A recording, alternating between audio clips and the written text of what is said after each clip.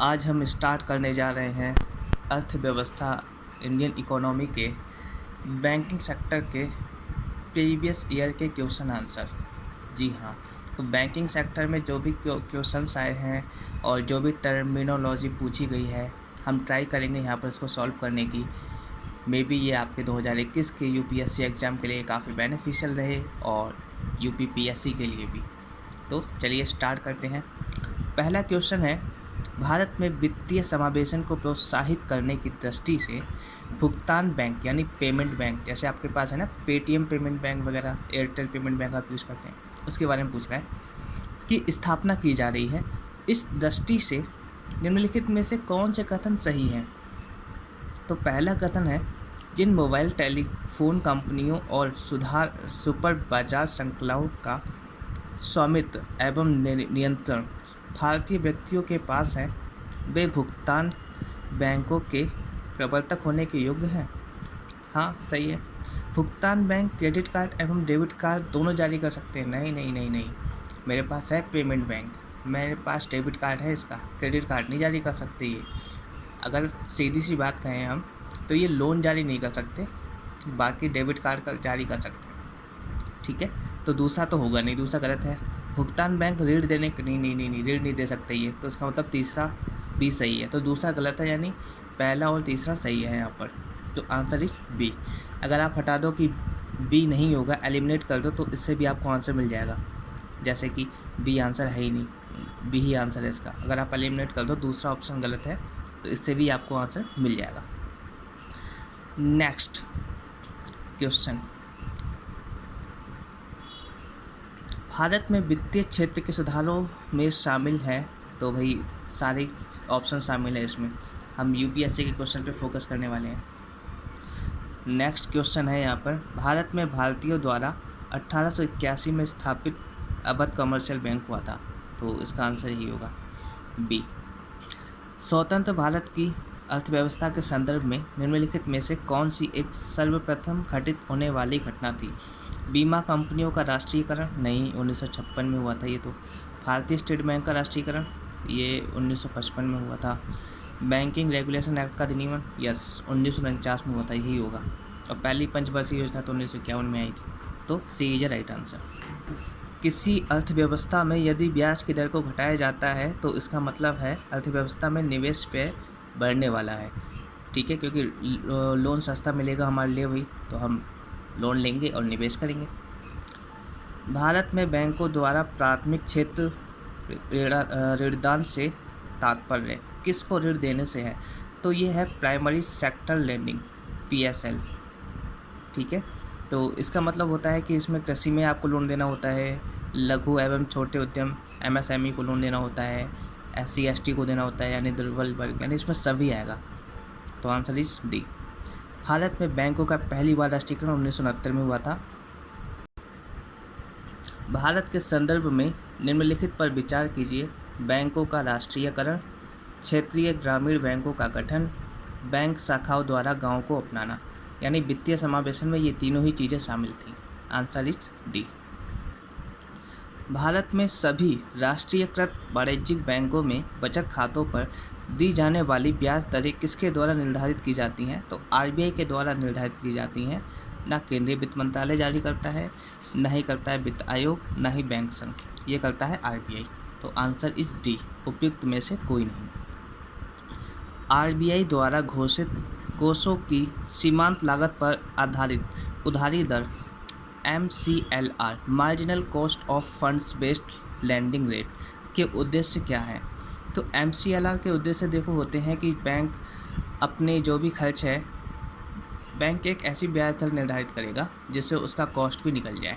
ठीक है, तो इसमें जो पहला ऑप्शन है, जैसे कि ये दिशा निर्देश उधारों की ब्याज दरें निर्धारित करने हेतु बैंकों द्वारा अपनाई गई विधि में पारदर्शिता बढ़ाने में मदद करते हैं। बिल्कुल, ये कथन सही है।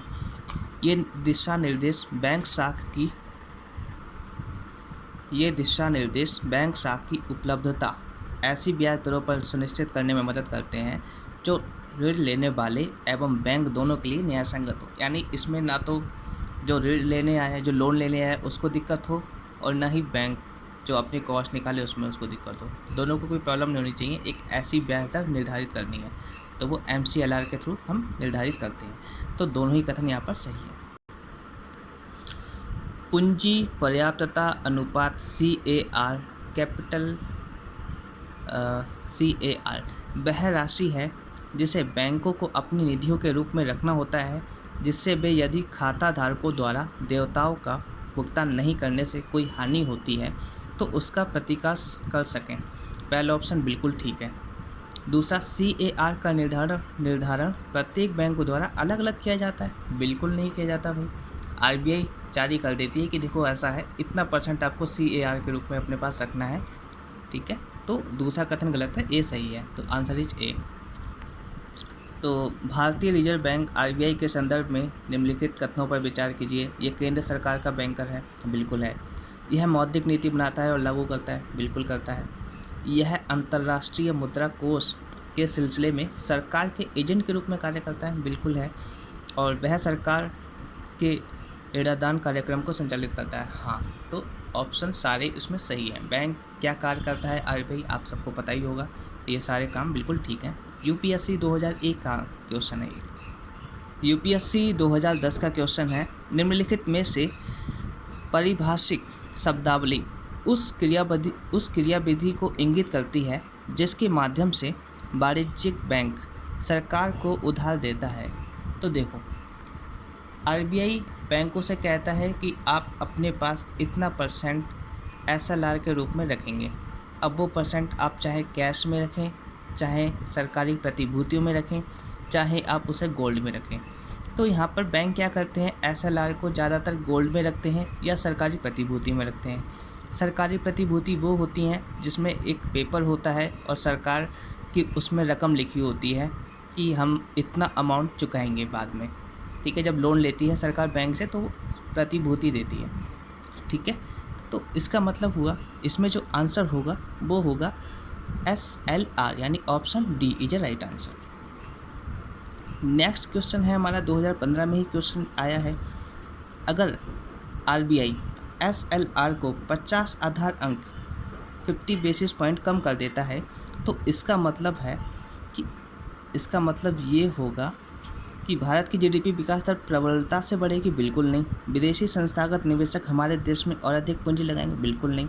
अनुसूचित वाणिज्यिक बैंक अपने उधार देने की दर को घटा सकते हैं, बिल्कुल। तो अगर SLR में कमी आएगी, SLR का रेट कम किया जाएगा, तो जो वाणिज्यिक बैंक है वो भी अपनी ब्याज दरों को कम कर देते हैं, ठीक है। तो आंसर इज सी, 2015 का क्वेश्चन है ये। कभी कभी इस तरीके से क्वेश्चन आ जाते हैं कि कथनों पर विचार करना है। पहला कथन है, बैंक दर वह ब्याज दर है जो भारतीय रिजर्व बैंक अपने ग्राहकों को उनके अल्पकालिक उधार पर देता है, बिल्कुल नहीं। यहाँ पर दीर्घकालिक आएगा, अल्पकालिक की जगह है, छोटी सी इसलिए मिस्टेक कर दी है BPSC ने। नेक्स्ट, रेपो दर वह ब्याज दर है जो भारतीय रिजर्व बैंक अपने ग्राहकों से उनके दीर्घकालिक उधार पर लेता है, उल्टा कर दिया यहाँ पर। यहाँ आएगा शॉर्ट और वहाँ आएगा लॉन्ग, ठीक है। बैंक दर होती है वहाँ पर दीर्घकालिक लोन मिलता है और रेपो रेट में आपको शॉर्ट टाइम के लिए मिलता है। तो यहाँ पर पूछा है उपयुक्त में से कौन से कथन गलत हैं, तो पहला भी कथन गलत है, दूसरा भी कथन गलत है, तो आंसर आएगा सी। बैंक दर में वृद्धि सामान्यतः इस बात का संकेत है कि ब्याज की बाजार दर के गिरने की संभावना है, बिल्कुल नहीं भाई। जब उन्हीं को महंगा लोन मिल रहा है वाणिज्यिक बैंकों को, तो वो क्यों ब्याज की दर घटाएंगे, वही बढ़ाएंगे ही। केंद्रीय बैंक अब वाणिज्यिक बैंकों को कर्जे नहीं दे रहा, नहीं ऐसा नहीं है, कर्जे तो देने को तैयार है वो, लेकिन थोड़ी सी दर बढ़ा दी उसने। केंद्रीय बैंक सस्ती मुद्रा नीति तो तब आती है जब आप बैंक दर को घटाएंगे। केंद्रीय बैंक महंगी, हाँ, तो डी आंसर होगा इसका, क्योंकि केंद्रीय बैंक यहाँ पर महंगी मुद्रा नीति का अनुसरण कर रहा है। देखो, अगर बैंक रेट में अगर आप वृद्धि करते हैं तो क्या होता है, RBI जो एक ब्याज दर देती है, अगर मान लो कोई बैंक है लॉन्ग टर्म के लिए उसको लोन चाहिए, तो वो RBI के पास गया, RBI बैंक रेट के थ्रू उसको लोन देगी, ठीक है। अब अगर बैंक रेट बहुत ज़्यादा होगा तो कॉमर्शियल बैंक वाणिज्यिक बैंकों से लोन नहीं लेंगे, और अगर लेंगे भी, उनको जब लोन महंगा पड़ेगा तो वो पब्लिक को लोन महंगा देंगे, वो भी अपनी ब्याज दरें बढ़ा देंगे। जब पब्लिक के लिए लोन महंगा होगा तो पब्लिक लोन ही नहीं लेगी, कहेगी कोई नहीं, अभी ज़्यादा ब्याज पे लोन दे रहे हैं, बाद में देखेंगे यार, अभी कोई लोन नहीं देंगे। जब पब्लिक को लोन नहीं मिलेगा, पैसा मार्केट में नहीं आएगा, तो महंगाई अपने आप कम हो जाती है। तो bank rate, repo rate, triple R, SLR, CRR कुछ भी घटाओ तो मार्केट में पैसा बढ़ता है, और कुछ भी बढ़ाओ तो मार्केट से पैसा घटता है। ठीक है, तो आंसर होगा इसका डी। नेक्स्ट क्वेश्चन, 1998 में यूपीएससी ने इतना सरल क्वेश्चन पूछ लिया कि RBI का लेखा वर्ष क्या होता है, तो भाई जुलाई से लेकर जून तक का होता है। 1993 का क्वेश्चन है कि चर आरक्षण अनुपात और खुला बाजार यानी OMO किसके साधन हैं, तो ये मुद्रा नीति के साधन हैं, बी के। यूपीएससी 2012 का बहुत बढ़िया क्वेश्चन आया है। निम्नलिखित उपायों में से किसके परिणाम स्वरूप अर्थव्यवस्था में मुद्रा आपूर्ति में वृद्धि होगी, तो केंद्रीय बैंक द्वारा लोगों से सरकारी प्रतिभूतियों का क्रय। मतलब अगर केंद्रीय बैंक लोगों से सरकारी प्रतिभूतियां खरीद रही है, इसका मतलब लोगों के पास पैसा जा रहा है, तो मार्केट में तरलता बढ़ने वाली है। ठीक है, तो पहला ऑप्शन तो बिल्कुल होगा, यानी ये मुद्रा आपूर्ति में वृद्धि करेगा क्योंकि RBI ने पैसा बांट दिया। नेक्स्ट, लोगों द्वारा वाणिज्यिक बैंकों में जमा करने, यार लोगों ने बैंकों में पैसा जमा कर दिया तो मार्केट में पैसा कैसे बढ़ेगा, तो दूसरा तो बिल्कुल नहीं हो सकता। तीसरा, सरकार द्वारा केंद्रीय बैंक से लिया गया ऋण। हाँ, सरकार जब केंद्रीय बैंक से ऋण लेगी तो वो कहाँ खर्च करेगी, मार्केट में खर्च करेगी, योजनाओं में खर्च करेगी, तो तीसरा ऑप्शन भी बिल्कुल सही है। केंद्रीय बैंक द्वारा लोगों को सरकारी प्रतिभूतियों का विक्रय, नहीं यार ये तो बिल्कुल नहीं हो सकता, क्योंकि अब अगर केंद्रीय बैंक लोगों से सरकारी प्रतिभूति खरीद रहा है, इसका मतलब लोगों से पैसा वो अपने पास खींच रहा है, तो चौथा भी नहीं होगा, यानी ऑप्शन होगा इसमें पहला और तीसरा आंसर होगा, बाकी गलत है। ठीक है, 2012 यूपीएससी का क्वेश्चन है, बहुत बढ़िया क्वेश्चन था, तो आंसर इज सी, पहला और तीसरा। यूपीएससी 2013 का क्वेश्चन, भारतीय अर्थव्यवस्था के संदर्भ में खुला बाजार परिचालन यानी ओपन मार्केट ऑपरेशन, ये सरकारी प्रतिभूतियों का एक बाजार होता है जिसमें सरकारी प्रतिभूतियाँ क्रय और विक्रय की जाती हैं। RBI करता है ये काम, सरकार नहीं करती है। सरकार की प्रतिभूतियों को, मतलब RBI सरकार के लिए जब लोन का इंतजाम करने के लिए ये एक मार्केट लगाती है OMO का, ठीक है, जिसमें सरकारी प्रतिभूतियाँ बेची जाती हैं और फिर सरकार के लिए पैसा इकट्ठा करके दिया जाता है, और ये काम RBI करती है, तो आंसर इज सी। रेपो दर ऐसी दर है जिस पर अन्य बैंक भारतीय रिजर्व बैंक से धनराशि उधार लेते हैं, शॉर्ट टाइम के लिए लेते हैं, लघु अवधि के लिए लोन, तो ये तो बिल्कुल ठीक है, पहला ऑप्शन। किसी देश के गिनी गुणांक के एक के मान का अभिप्राय है कि उस देश की जनता में प्रत्येक की आय पूर्णतः समान है, ऐसा बिल्कुल नहीं है यार। एक का गुणक समझते हो, एक का 2, 2 का 4, 4 का 8, 8 का 16, 16 का 32, 32 का 64, 64 का 128, यानी यहाँ समानता नहीं आएगी, असमानता ही बढ़ेगी भाई, तो दूसरा तो बिल्कुल ना होगा, तो option is a. UPSC pre 2007 का क्वेश्चन था और आंसर होगा ए। भारतीय रिजर्व बैंक के बैंक दर कम करने के फलस्वरूप क्या होगा, अगर भारतीय रिजर्व बैंक बैंक रेट को कम कर देती है, बैंक दर को अगर कम करती है, तो इसका मतलब क्या है, बाज़ार की तरलता बढ़ जाती है, बाज़ार की तरलता घट जाती है, तो नहीं, पहला ही ऑप्शन होगा इसका सही, क्योंकि बाज़ार की तरलता बढ़ेगी ना। बैंक रेट कम होने का मतलब है कि जब कोई बैंक RBI से लोन लेने जाएगा तो उसको सस्ती ब्याज दरों पर लोन मिलेगा, जब अन्य बैंकों को सस्ते ब्याज दरों पर लोन मिलेगा तो वो भी सस्ते ब्याज दरों पर लोन लोगों को बांटेंगे। अब लोगों के पास जब पैसा आएगा तो वो निवेश करेंगे, खर्च करेंगे, ठीक है, और जब लोग पैसा खर्च करते हैं, उनके पास पैसा आता है, तो फिर वस्तुओं की मांग बढ़ जाती है, वस्तुओं की मांग बढ़ने से महंगाई बढ़ती है। ठीक है, तो अगर कोई भी रेट कम किया जाता है, बैंक दर, RRR, SLR, CRR, अगर कुछ भी कम करते हैं तो मुद्रा का प्रसार होता है मार्केट में, अगर कुछ भी बढ़ा दिया तो मुद्रा को पूरा सोख लिया जाता है। यूपीएससी ने 1995 में क्वेश्चन पूछा कि बैंक दर क्या है, तो भाई देखो बैंक दर क्या होती है, ऑप्शन देखना आप कितने खतरनाक है। एक बैंक सामान्य जनता को उधार देता है, नहीं यार, जनता को तो बैंक उधार बिल्कुल बैंक दर पता है आपको, आरबीआई से रिलेटेड है, तो आरबीआई जनता को लोन थोड़ी ना देता। दूसरा, भारतीय रिजर्व बैंक सामान्य जनता को ऋण देता है? नहीं, बिल्कुल नहीं। भारत सरकार के अन्य देशों को उधार देती है? नहीं। भारतीय रिजर्व बैंक वाणिज्यिक बैंकों के बिलों की पुनर्कटौती करता है? Option is D. बड़ा खतरनाक ऑप्शन डाला है, मैं कंफ्यूज हो गया था एक बार के लिए क्या होगा इसमें, लेकिन इतना पता था कि भारतीय रिजर्व बैंक और वाणिज्यिक बैंकों को ही देता है यहाँ पर, तो option is D answer. UPSC pre 1995 का क्वेश्चन, निम्नलिखित कथनों को कालानुक्रम के अनुसार सेट करना है। तो सबसे पहले कौन सी संस्था आई थी? IFCI, ICICI, IDBI या UTI? तो देखो भाई, सबसे पहले जो संस्था थी वो आई थी 1955 में, ICICI, ठीक है। और उसके बाद मैं आपको एक बार बता देता हूँ, सबसे पहले जो संस्था आई थी वो आई थी IFCI 1948 में, फिर ICICI 1964 में आई थी, उसके बाद IDBI नहीं, उसके बाद आई थी UTI फरवरी 1964 में, उसके बाद IDBI आई थी जुलाई 1964 में। तो ये फैक्चुअल चीज़ें हैं, आपको याद करनी पड़ती हैं।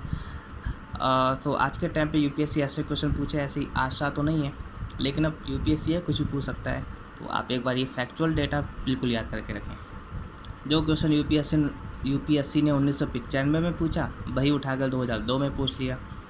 बताओ, भारतीय औद्योगिक वित्त निगम, ठीक है, इनको भी वही करना है, इनको कालानुक्रम में सजाना है, काल के अनुसार, टाइम पीरियड के अनुसार सजाना है, कौन सबसे पहले आई, कौन सबसे बाद में। तो अभी हमने देखा कि IFCI बिल्कुल ये आई थी 1948 में, ICICI ये आई थी 1955 में, IDBI 1964 में आई थी, और नाबार्ड जो है वो आया था 1982 में। तो इसका आंसर होगा पहला, दूसरा, तीसरा, चौथा। ये तो सेट ही हैं, इनको क्या सेट करना, तो देख सकते हैं आप, इसका आंसर होगा पहला, दूसरा, तीसरा, चौथा, उत्तर ए। यूपीएससी प्री 2002 यानी रिपीट क्वेश्चन मान सकते हैं इसको, बस नाबार्ड डाल दी उन्होंने उठा के। ये एक लास्ट क्वेश्चन हम लोग कर रहे हैं यहाँ पर, क्योंकि अब यहाँ से स्टार्ट हो गया है शेयर मार्केट। तो भारतीय पूंजी बाजार घोटालों की पुनरावृत्ति को रोकने के लिए भारत सरकार ने किसे नियामक शक्तियाँ सौंपी हैं? तो भाई पूंजी बाजार से रिलेटेड जो भी शक्तियाँ हैं, जो भी देखरेख है, वो करती है सेबी, ठीक है। तो आंसर होगा इसका ए। तो बैंकिंग में जो भी मोस्ट इम्पॉर्टेंट टर्मिनोलॉजी थी, कुछ क्वेश्चन थे, वो हमने यहाँ पर किए, सॉल्व करने की कोशिश की है। तो आगे देखते हैं, अगर टाइम मिलता है तो फिर कुछ और भी इनिशिएटिव करेंगे। फ़िलहाल मेरा भी एग्ज़ाम है, तो फिर अब मैं भी फोकस हूँ पढ़ाई पर। ओके, तो मिलते हैं नेक्स्ट वीडियो में। Thank you so much.